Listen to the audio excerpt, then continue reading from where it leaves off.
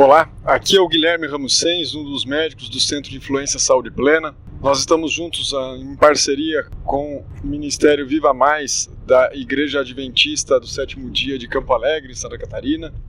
E estamos conversando hoje a respeito de obesidade, esse tema tão relevante no mundo moderno, no mundo atual, no qual 50% mais um dos brasileiros estão acima do peso. Nem todos estão obesos, mas acima do peso, sobrepeso ou mais, a maior parte dos brasileiros e a maior parte também das pessoas no mundo em desenvolvimento ou no mundo desenvolvido, felizmente também sofrem desse mal. Nós produzimos tanto alimento que o problema atual não é a falta de alimento ou a fome, embora muitos ainda passem fome, mas sim a má distribuição desse alimento, tendo em vista que a maior parte está em sobrepeso. E o grande responsável por isso certamente é o gosto humano, é o descompasso existente entre a emoção e a razão. Quando a pessoa perde um pouco esse equilíbrio, acaba tendendo a mais pela emoção, mais pelo gosto e acaba usando mais do que necessita. Nós vamos conversar uma conversa muito ampla, muito gostosa nessa limpeza orgânica, nesse detox, no qual estamos falando de ansiedade, estamos falando de doenças, estamos falando a respeito de compulsão, de insônia, estamos falando a respeito de uma dieta saudável. Está sendo muito legal, muito interessante essa conversa que estamos podendo ter. E muito agradável ver esse processo em acontecimento. E tantas pessoas, centenas de pessoas, exercitando ao mesmo tempo uma limpeza orgânica em vários lugares do país, e temos inclusive pessoas de fora do Brasil. Que maravilhoso é poder estarmos juntos e desfrutando desse momento, nessa limpeza orgânica Viva Mais Saúde Plena. Então vamos lá, vamos falar um pouco sobre obesidade. Obesidade, como dito, é uma das maiores epidemias do mundo atual. Então vamos lá, vamos falar um pouco sobre obesidade. Obesidade, como dito, é uma das maiores epidemias do mundo atual, atacando e envolvendo um número muito grande de pessoas, especialmente em contextos ligados à ansiedade, especialmente em contextos ligados à compulsão alimentar, especialmente em contextos ligados a pessoas que não estão tão preocupadas com os desfechos que isso irá ter, mas sim desfrutar a vida, em sim utilizar o prazer em forma excessiva. Sim, é agradável e bom comer e deve continuar sendo assim. Não é sacrificoso comer um alimento saudável. O problema é que ao passar do tempo, nós pervertemos o nosso paladar, o nosso apetite, e nós passamos a gostar apenas daquilo que está em excesso, aquilo que está cheio de tempero, que está cheio de condimento, de gordura, de açúcar, de sal, de tal forma que se falta esses estimulantes do paladar, estimulantes do apetite, nós simplesmente não conseguimos mais gostar disso, não conseguimos mais ter prazer com esse alimento. E a falta do prazer com o alimento saudável é realmente um grande problema no mundo de hoje. Então nós superestimulamos o paladar, assim como nós superestimulamos todos os nossos sentidos. Nós temos que estar atentos ao celular, ao que ocorre ao mundo à nossa volta, e superestimulamos nossa visão, bem como com mensagens, alertas o tempo todo que chegam até nós. O tempo todo nós somos bombardeados por mensagens e alertas querendo nos atrair a nossa atenção, a tal ponto que nós esquecemos até mesmo de conversar com pessoas próximas a nós, e temos tantas falhas de comunicação com as principais pessoas que nos relacionamos. Todo esse contexto amplo tem a ver com o que gera a obesidade. A obesidade, o contexto ligado à obesidade tem a ver com a saúde mental, com o viver, com relacionar-se com a vida. E dessa forma o indivíduo vai acumulando problemas e até mesmo peso. Então nessa nossa conversa de hoje nós falaremos sobre sobrepeso e obesidade. Nós vamos estar utilizando um modelo chamado modelo. Então nessa nossa conversa de hoje nós falaremos sobre sobrepeso e obesidade. Nós vamos estar utilizando um modelo chamado modelo transteórico de Prochaska e de Clement, que foi desenvolvido na década de 80 para dependentes químicos. E nós vamos estar vendo os 7 diferentes estágios da mudança do estilo de pensamento e do estilo de vida, que vai desde a pré-contemplação, que é aquele indivíduo que nem imagina, nem contempla a ideia de mudar, até o indivíduo que está em fase contemplativa, que é o que pensa na possibilidade de mudar, para o indivíduo que avança e vai na preparação, prepara a mudança, está em ação, está em plena execução da mudança, como é o caso de praticamente todos aqui no grupo, nos grupos, porque estamos no ato agora de fazermos o processo de mudança, até chegarmos em fase de manutenção, e o qual temos que manter a mudança enquanto vivermos. Infelizmente, ainda há outros 2 estágios não progressivos, porque nós não desejamos progredir nessa escala, que seria o lapso e a recaída. O lapso é aquela ocasião no qual o indivíduo dá uma escorregadela e simplesmente deixa, para de cuidar, para de prosseguir na mudança e volta a ter um hábito anterior, mas não no mesmo nível que tinha antes, apenas ter uma escorregadela, apenas um pouco. Já a recaída não, ele volta a ter o mesmo hábito que tinha antes, ou até às vezes pior. Então, essa é uma escala que existe, e cada um desses tinha antes, ou até às vezes pior. Então, essa é uma escala que existe, e cada um desses níveis apresentam também técnicas de abordagem a serem feitas.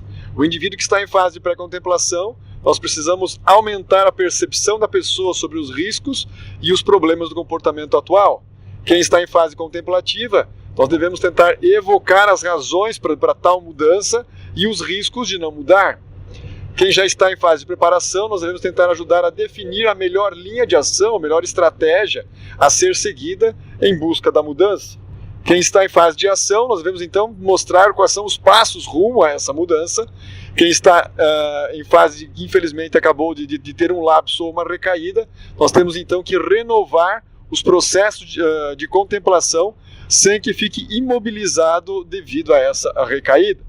Agora vamos ver a respeito do enfoque comportamental em relação ao emagrecimento. Agora vamos ver a respeito do enfoque comportamental em relação ao emagrecimento. É necessário conversarmos a respeito da escala de fome. Existe uma escala de fome, o indivíduo vai de 1 a 10, o indivíduo vai tentar avaliar essa escala de fome e quais são essas sensações. No qual, o número 1 seria um indivíduo estar faminto, uma sensação de fraqueza, chega a estar tonto. Com 2 ele tem muita fome, está irritado, pouca energia, o estômago está a fazer ruídos. 3 há bastante fome, o estômago começa a fazer ruídos. 4 começa a sentir fome. 5 ele já está satisfeito. No 6 ele está ligeiramente cheio. No 7 ligeiramente desconfortável. No 8 ele está cheio. No 9 muito desconfortável, chega a ter dor de estômago. E o 10 ele está tão cheio de comida que está se sentindo mal. Essa é uma escala desenvolvida em 1992 e que tenta demonstrar como é possível o indivíduo ir da fome excessiva à saciedade excessiva. É necessário ainda conversarmos também da diferença que existe entre a fome física e a fome psicológica, também excessiva. É necessário ainda conversarmos também da diferença que existe entre a fome física e a fome psicológica, também conhecida por apetite. A fome física, ela tende a vir de forma gradual e pode ser adiada, costuma vir, especialmente se as pessoas têm horário regrado para as refeições, ela costuma vir próximo ao horário das refeições, especialmente se o indivíduo se alimenta de alimentos integrais, não refinados. Por exemplo, quando nós comemos um alimento refinado como o arroz, cerca de 2, 3 horas depois de comer um arroz refinado, um arroz branco, nós temos vontade de comer novamente, pois a energia dele já terminou.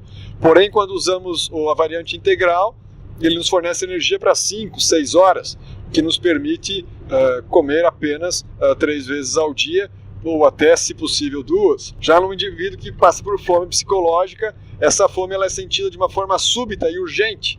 Não estava com fome e de repente veio aquilo de uma forma muito absurda, né? Geralmente chamamos isso de apetite. Na fome física, ela pode ser satisfeita com qualquer quantidade de comida. Você comeu aquele pouquinho, já deu aliviada, já foi satisfeito. Bastou você simplesmente contemplar um pouco de calorias. Já a fome psicológica não é bem assim. Ela causa desejos muito específicos. É por pizza, é por sorvete, por exemplo. Ainda nessas diferenças da fome física, a fome física, uma vez cheio, é provável que você pare de comer. Já na fome psicológica, a tendência é você pensar em que comeria mais do que o normal. Você quer ir além. Na fome física, ela não costuma causar o sentimento de culpa. E na fome psicológica, o sentimento de culpa pode existir ou não. Mas se há culpa, provavelmente era a questão de fome psicológica. E não pensemos que isso existe apenas antes de comermos, mesmo durante o processo que estamos comendo, quando nos dá vontade de comer um pouco mais, às vezes isso pode ser por fome física, às vezes por fome psicológica. No caso da obesidade, certamente há muito mais fome psicológica do que física. Vamos falar um pouco a respeito da disbiose que existe em muitos indivíduos, tendo em vista que o funcionamento intestinal é das coisas mais importantes para o controle também do peso. Quando o indivíduo do que física. Vamos falar um pouco a respeito da disbiose que existe em muitos indivíduos, tendo em vista que o funcionamento intestinal é das coisas mais importantes para o controle também do peso. Quando o indivíduo tem uma questão de disbiose, que ela é, por exemplo, reconhecida por um conjunto de sinais e sintomas, como excesso de gases, flatulência, imediatamente após a refeição, ocorre um processo de indigestão, de diarreia ou ainda de intestino trancado. Restos alimentares mal digeridos nas fezes, devido à alteração tanto pela mastigação, como da digestão, como da desmotilidade gastrointestinal. Pode ocorrer ainda a distensão abdominal, estufamento, a eructação, que é o arroto, e a queimação. Pode ocorrer também a presença de uma língua branca, esbranquiçada, ou mau hálito. Geralmente isso é causado por uma dieta desequilibrada, no qual pode ocorrer excesso, especialmente de carboidratos simples, carboidratos refinados. Carboidrato é tudo aquilo que dá embaixo da terra, com exceção de cebola, alho, rabanete, e também tudo aquilo que é feito com farinha ou vira farinha, não esquecendo a farinha do arroz. Nós não temos o hábito de usá-la, mas ela é muito utilizada por muitos. O arroz também é uma fonte de carboidrato. Então, quando há excesso de carboidratos ou quando há excesso de proteínas, no caso de proteína vegetal seria leguminosas, que é o que dá em vargem, como feijão, ervilha, lentilha, grão de bico, soja, e também as oleaginosas, essas são as principais fontes de proteína vegetal. Embora para você comer excesso de proteína vegetal isso te causar disbiose, você tem que realmente exagerar muito. E se já houver excesso de proteína de origem animal, isso já é problema. Para nós termos mais ou menos uma média, uma base, indivíduos, por exemplo, adultos, cerca de 1,70 m, homem, que tem um grau de atividade física moderada ao longo de um dia, ele necessita comer cerca de 0,7 a 0,9 gramas de proteína por quilo de peso ao dia. Isso dá um pouco mais do que um hambúrguer. Porém, a maior parte das pessoas que consomem carne, que são onívoras, comem muito mais do que isso. E por isso tanto sofrem de disbiose, vão alterar o microbioma intestinal, sua flora intestinal, e vão passar por esses sintomas de indigestão que nós comentamos. Ocorre também por baixa ingestão de fibras, especialmente frutas e verduras, e os alimentos integrais que também as têm.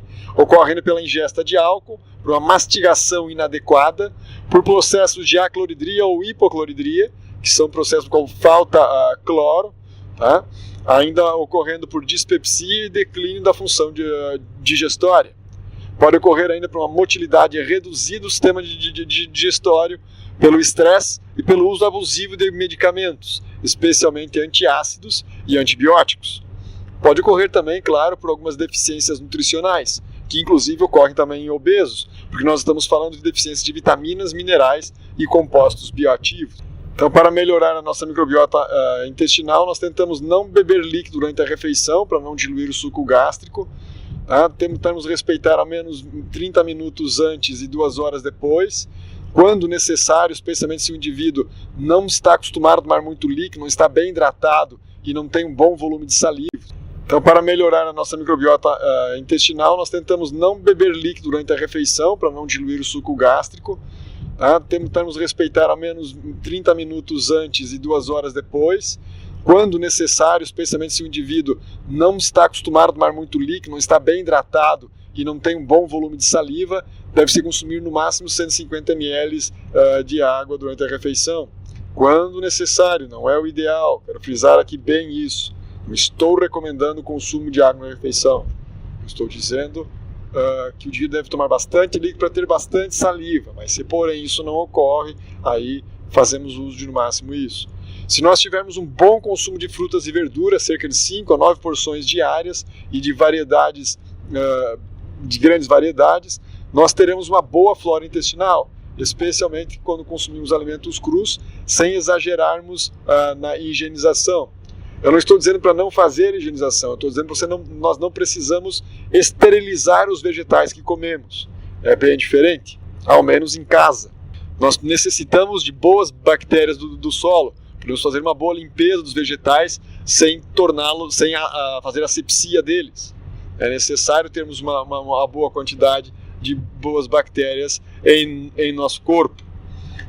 Devemos consumir alimentos ácidos que melhoram a digestão, como o suco de limão, o vinagre, antes do almoço e do jantar. E, se possível, sempre alimentos orgânicos, para evitarmos o uso de agrotóxicos que também poderiam matar bactérias intestinais. E evitando o consumo exagerado de proteínas, especialmente de origem animal. O ideal é ficarmos sem. O nosso corpo foi feito para nós sermos vegetarianos. Essa é a nossa dentição de vegetarianos. Não temos presas como os felinos ou os canídeos, que são os grandes carnívoros. Nossa mastigação, ela ocorre em deslizes de um lado para o outro, e não de forma que rompe, rasga e arranca pedaços, como é a mastigação dos grandes carnívoros. E além disso, o nosso sistema digestório, nosso comprimento, nosso intestino, ele é longo, próprio para o consumo de vegetais, diferente de intestinos curtos e lisos, como é o intestino de animais carnívoros. A nossa fisiologia, ela é preparada para sermos vegetarianos. Quando nós fazemos isso, nós estamos nos alimentando de boas bactérias intestinais. Não se faz necessário reposição de probióticos se nós temos uma dieta integral, viva, a maior parte dela crua, porque nós estamos comendo bactérias boas na própria alimentação. Não se faz necessário suplementação, portanto, se ela é variada e bem escolhida, com critério. Ao trabalharmos com a questão do alimento, da obesidade, precisamos identificar as nossas emoções. O que nos leva a comer? Seria ansiedade? Seria tédio? Seria um mecanismo de recompensa devido a estarmos passando por grande sofrimento mental? Necessidade de acalmarmos? Frustração? Raiva? Tempério? Ao trabalharmos com a questão do alimento, da obesidade, precisamos identificar as nossas emoções. O que nos leva a comer? Seria ansiedade? Seria tédio? Seria um mecanismo de recompensa devido a estarmos passando por grande sofrimento mental? Necessidade de acalmarmos? Frustração? Raiva? Temos que vencer situações de estresse? O que nos leva a comer? Será isso fome? O que nos leva a comer? Será isso fome física ou será isso uma fome emocional? Na fome física, nós temos um estômago roncando, considerando várias opções de comida, independente disso, geralmente vem no horário, é uma fome crescente, que cresce aos poucos e que a comida traz saciedade, mesmo se não comermos muito. Já na fome emocional, não há sinais físicos e há desejos específicos de comer alguma coisa, geralmente calórica, e comer alguma coisa calórica nos parece a melhor opção. Não passamos tanto tempo após a última refeição e geralmente já nos dá vontade de comer, e é uma coisa vaga, você vaga pela cozinha em busca de algo, quando você está atrás de algo específico. Isso é o típico da fome emocional. Então devemos identificar bem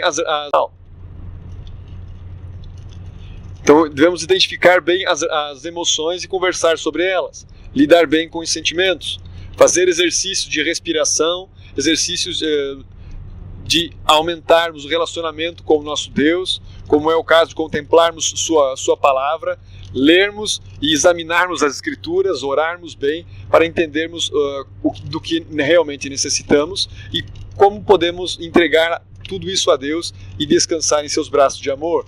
Devemos realmente avaliar o que precisamos, avaliar se necessita de conforto ou mesmo de uma distração para podermos focar melhor nossos pensamentos. Em relação à obesidade, geralmente enfrentamos um contexto de nossos pensamentos. Em relação à obesidade, geralmente enfrentamos um contexto de ao menos 6 coisas. Nós precisamos aprender a comermos devagar, a mastigarmos muito bem os alimentos, É um teste que facilmente pode ser feito por qualquer pessoa. Você pode pegar o alimento. Primeiro, você precisa estar bem hidratado. Então você precisa ficar de 3 a 4 dias tomando líquido na quantidade adequada, estar bem hidratado, e não adianta tomar uma caixa d'água de manhã e ficar seco o resto do dia. Deve distribuir bem o líquido durante o dia, de forma que você possa ter um bom volume de saliva. A mastigação, além de dividir o alimento em pequenas partes para ser facilmente engolido e digerido, ela mistura muito bem o alimento com a saliva e, por sua vez, com as enzimas digestivas. Se nós teimarmos em mastigarmos sem engolir e continuarmos mastigando, nós perceberemos que o nosso alimento, a não ser que seja muito rico em proteína, um pedaço de carne muito denso, mas ainda assim também ocorre com a carne, mas aí seria uma mastigação ainda mais intensa e mais longa. Mas de qualquer produto de origem vegetal que nós fizermos isso, nós podemos perceber. Se nós mastigarmos e continuarmos mastigando, não engolindo e continuarmos mastigando, ele logo se tornará líquido. Provavelmente começará o processo de absorção, inclusive na própria boca. É muito diferente, inclusive as próprias bactérias que compõem a boca e que contribuem com esse processo mastigatório, e nós podemos perceber isso ao fazermos conosco mesmo. É um experimento muito fácil de ser feito. Tendo uma semana, no máximo 15 dias de dieta vegetariana estrita, e estando bem hidratado, são as condições ideais para esse teste. Ou seja, ao mastigarmos bem os alimentos, nós não oferecemos sobrecarga ao processo digestório, e se não há sobrecarga, a mensagem ao nosso corpo não é necessário armazenar energia. E se não é necessário armazenar energia, o metabolismo não é estimulado para se ficar lento. E se não é estimulado para ficar lento, nós tendemos a não ganharmos peso. Um segundo passo necessário para lidar com o ganho de peso está o sono adequado. É durante o sono que nós temos a maior ação da melatonina. A melatonina é o hormônio que vai trabalhar com toda a limpeza orgânica, e uma limpeza orgânica bem feita não acumula, não ganharmos peso.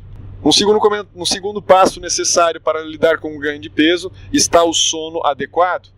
É durante o sono que nós temos a maior ação da melatonina. A melatonina é o hormônio que vai trabalhar com toda a limpeza orgânica, e uma limpeza orgânica bem feita não acumula toxinas, e se não acumulam toxinas, nós não necessitamos de gordura para as armazenar, já que a maior parte das toxinas que atacam o nosso corpo ficam armazenadas na gordura.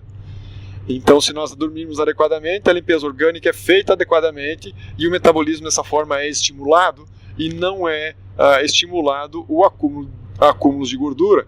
É durante o sono que nós temos um reequilíbrio de toda a base hormonal.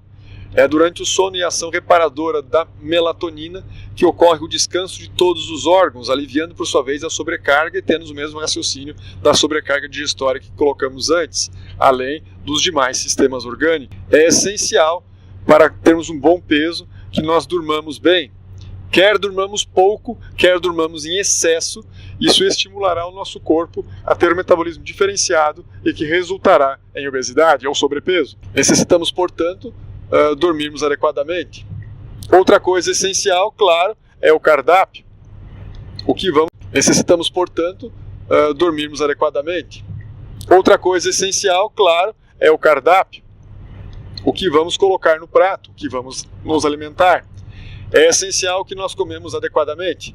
Teremos um momento que nós falaremos exclusivamente sobre alimentação, embora creio que a maior parte das pessoas que estão participando dessa limpeza orgânica já imaginaram do que falaremos, tendo em vista como estamos defendendo a dieta vegetariana estrita e a maior parte viva, ou seja, alimento cru, ao menos em torno de 50% a 75% dos alimentos crus. Alguns cereais eles devem ser muito bem cozidos ou assados para servir de nossos alimentos.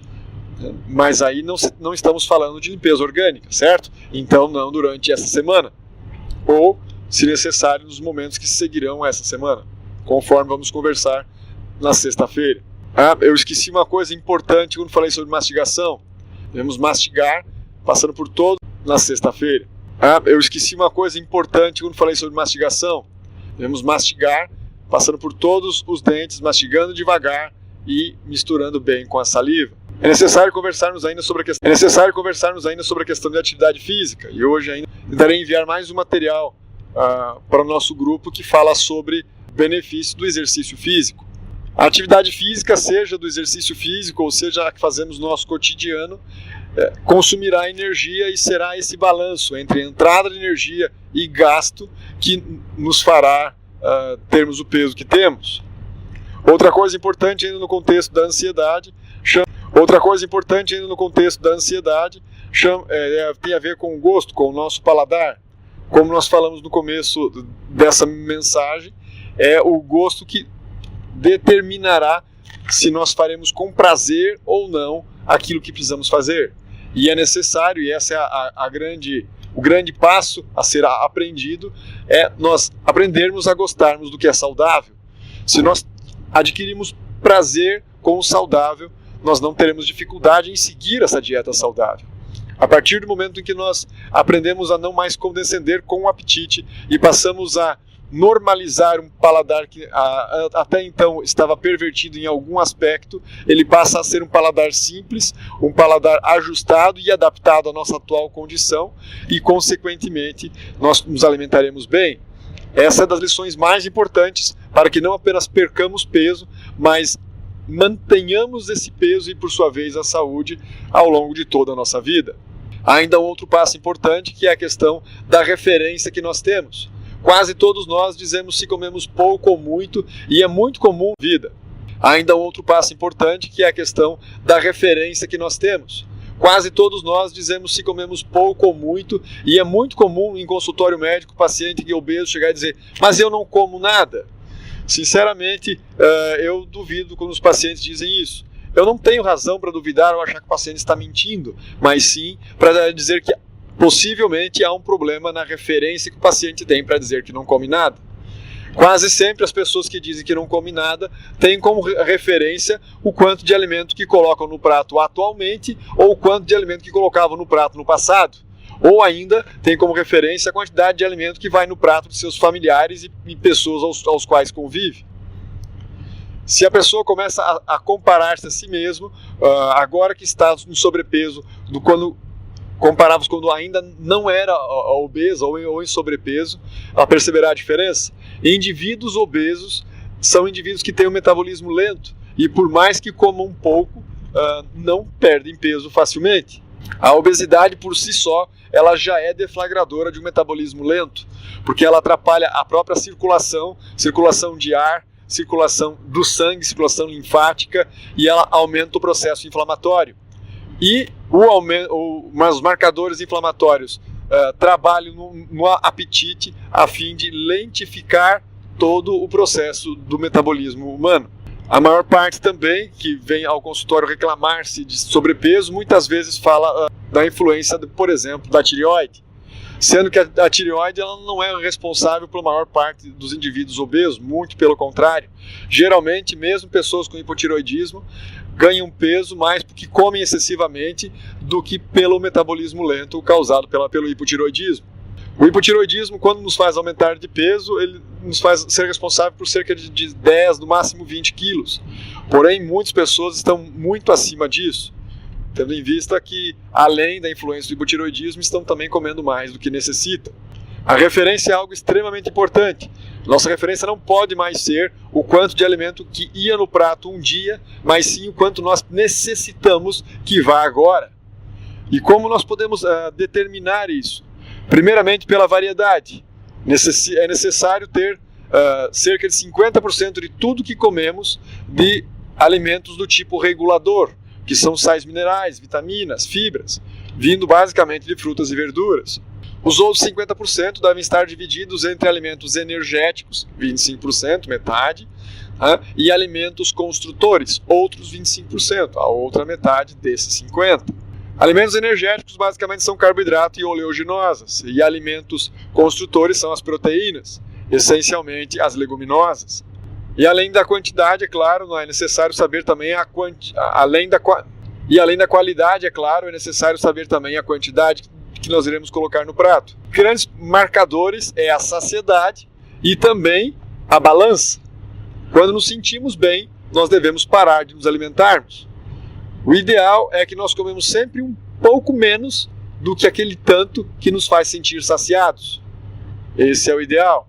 Ou ainda, o tanto de alimento necessário para manter-nos no nosso peso, ou seja, não devemos ganhar peso, ou ao menos perder peso quando estamos acima do peso e depois manter o peso ideal. Essa é a quantidade ideal de alimentos que devemos ter. Lembrando que o ideal é que tenhamos nos reguladores, nas frutas, nas verduras, cerca de 3 a 4 variedades. De carboidratos, o ideal é apenas uma única variedade, assim como uma única fonte de proteína. Não se faz necessário mais do que isso.